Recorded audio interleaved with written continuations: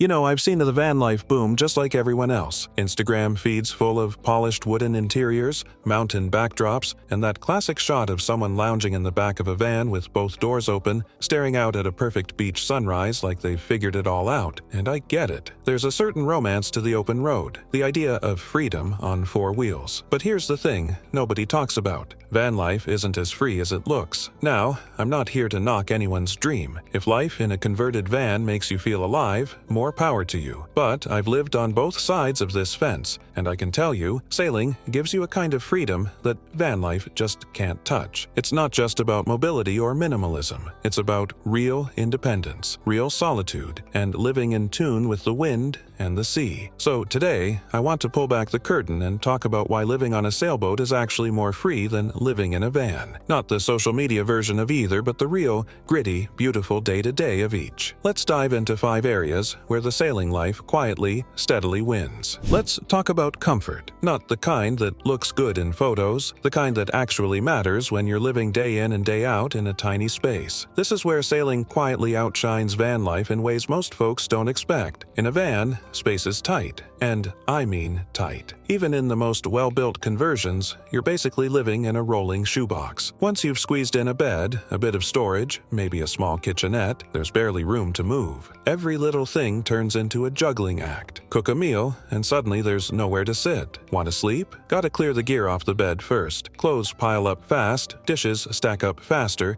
and even with the best intentions, clutter becomes your daily companion. Now, sailing boats aren't exactly palaces either, but here's the big difference. They're built for long-term living. A decent live-aboard sailboat is designed to be lived in for months or even years at a time, not just a weekend getaway. The layouts tend to be more intentional. You've got real storage, drawers, lockers, bulkheads built to hold your gear in place even when the seas get rough. There's usually a little settee to stretch out, maybe even a fold-out table to eat or work. It's still compact, sure, but it works. You're not constantly stepping over your life just to get from one end to the other. And then there's the matter of hygiene, another area where sailing wins without even trying too hard. In van life, unless you've gone all in on some serious plumbing work, you probably don't have a real bathroom. Most folks rely on gym memberships, campground showers, or the old bucket and wipes method. It works, but it wears you down. Always hunting for the next clean bathroom, the next place to freshen up. It's a grind. On a sailboat, even a modest one, you've usually got a proper head. That's sailor speak for a bathroom. It may be small, but it's yours. A marine toilet, a little sink, and often even a shower. Sometimes inside, sometimes out in the cockpit under the stars. You can rinse off after a salty swim, wash your hands without thinking twice, and start your day feeling like a human being. That kind of comfort goes a long way. Now, I'm not saying sailing is all spa days and wide open spaces. Boats can get damp, things break. You still have to stay tidy and organized. But when it comes to the essentials, space that works and a place to clean up, sailing offers a level of comfort that van life rarely matches. And after weeks or months on the move, those little things stop feeling so little. They become the stuff that makes life actually livable. Safety is one of those things you don't spend much time thinking about until you're out there on your own, trying to get some sleep in a new place every night. Whether you're parked on the edge of a city or anchored in a quiet bay, that sense of security can make or break your experience. And while no lifestyle is completely risk-free, sailing offers a level of safety that van life often struggles to match. Let's talk about van life first. If you've ever tried sleeping in a van in a public place, you know the routine. Shades pulled down, lights off,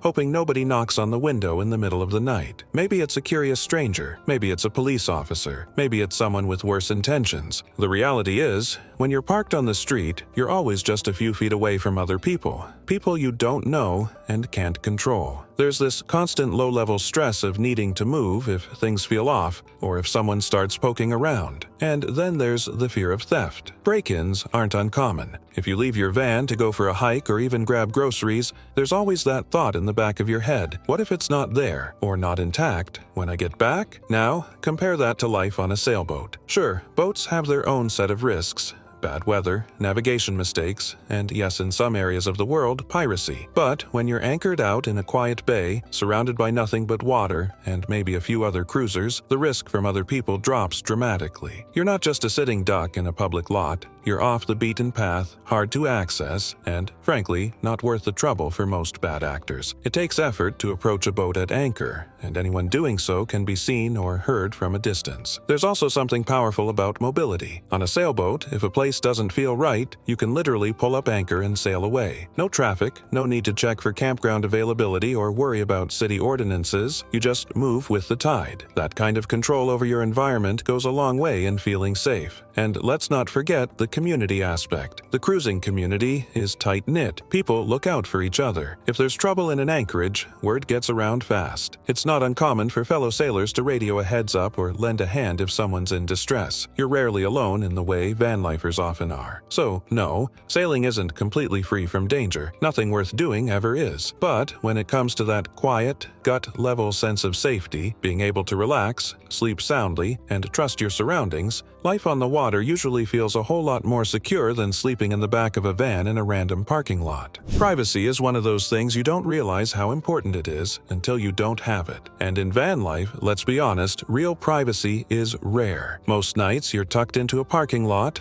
a residential street, or behind a gas station, just trying not to attract attention. Even if you've got blackout curtains and tinted windows, you're still surrounded by people, walkers, cars, noise, and the ever-present chance that someone might knock on your window in the middle of the night to tell you to move on. A lot of van lifers talk about stealth camping, like it's some kind of art form. But, let's be honest, it's just hiding in plain sight, hoping nobody notices you. Living that way, even part-time, can wear on your nerves. You start limiting your movements, watching how much noise you make, turning off lights early to avoid drawing attention. You tiptoe through your own life, constantly worried that someone might call the cops or ask you what you're doing there. Now contrast that with living on a sailboat. Out on the water, anchored in a quiet cove or tucked behind a little island, you've got a kind of privacy that van life just can't offer. There are no curious pedestrians walking by, no parking enforcement checking plates, no one looking over your shoulder. You can step outside in your pajamas, take a cockpit shower under the stars, play guitar late into the night, or just enjoy the silence without anyone around to bother you. And when you do want a bit of human connection, the sailing world has its own rhythm. Cruisers respect space,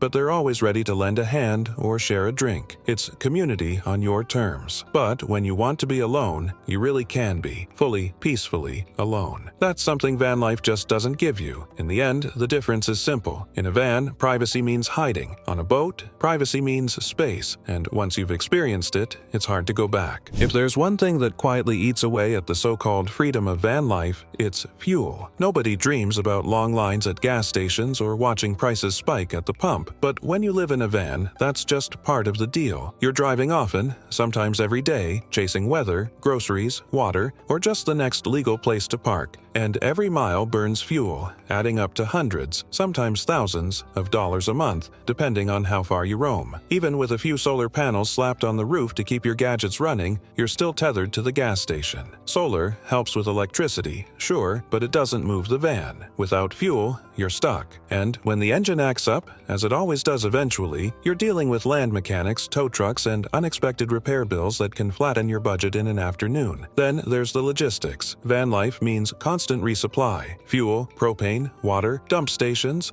all of it keeps you tied to roads and routines. You're not really off-grid, no matter how remote the landscape looks in your photos. You're just temporarily between fill-ups. Now, let's look at the sailing side of things. On a sailboat, your main engine is the wind. It's free, it's clean, and it never runs out. You can travel for days or weeks without touching the throttle. That alone changes the way you move through the world. You're not watching a gauge tick lower with every mile. You're trimming sails and riding the elements. Add in solar panels and maybe a wind generator, and now you've got a floating home that powers itself. Lights, navigation gear, refrigeration, even a water maker, all running off the sun and the breeze. You're not just conserving energy, you're creating it every single day. Sure, boats have engines too, and yes, you'll need diesel for tight harbor maneuvers or when the wind dies completely, but the difference is you don't rely on it. You're not burning fuel just to exist. You choose when and why to use it, and that choice is the real freedom. At sea, Fuel stops become rare, intentional events. On land, they're unavoidable, and that simple shift, from dependence to independence, is what makes sailing feel like real freedom. One of the most overlooked challenges in van life is dealing with extreme weather. It's not something people post about often, but once you're living in a van full-time, it becomes unavoidable. Whether it's freezing nights in the mountains or blistering heat in the desert, a van just doesn't offer much protection. Most vans aren't well insulated, and unless you've invested in serious heating and cooling systems, you're left to endure whatever Mother Nature throws your way. In the winter, you might find yourself bundled up in layers, huddled under blankets, just to get through the night. When summer rolls around, you're cracking windows and running fans that barely take the edge off, hoping to find some shade before the inside turns into an oven. And if you're stuck in a heat wave or a cold snap, your only option is to get behind the wheel and drive, burning fuel and hoping to find somewhere better. It's not freedom, it's a constant chase for comfort. Now, compare that to life on a sailboat. Boats deal with weather too, sure, no doubt about it, but they're designed to handle it differently. Ventilation is built in with hatches and port lights that create natural airflow. Many boats have sunshades or biminis to keep the cockpit cool,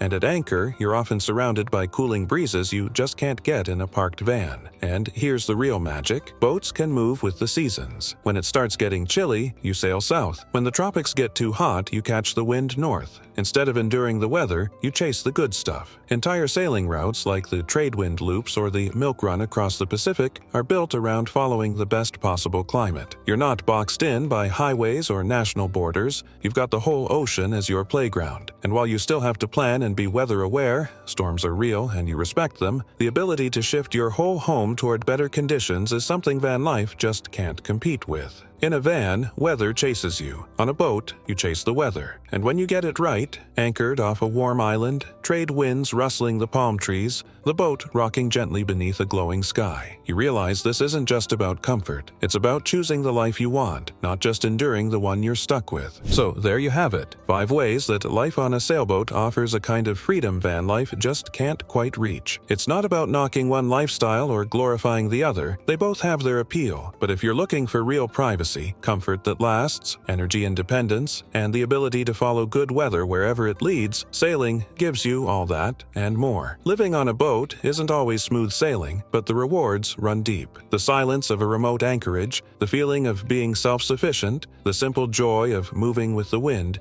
it all adds up to a way of life that feels more free, more connected, and more alive. Thanks for watching and sharing this journey with me. If you've ever wondered what it's really like to trade the road for the sea, I hope this gave you something to think about. Until next time, fair winds and following seas.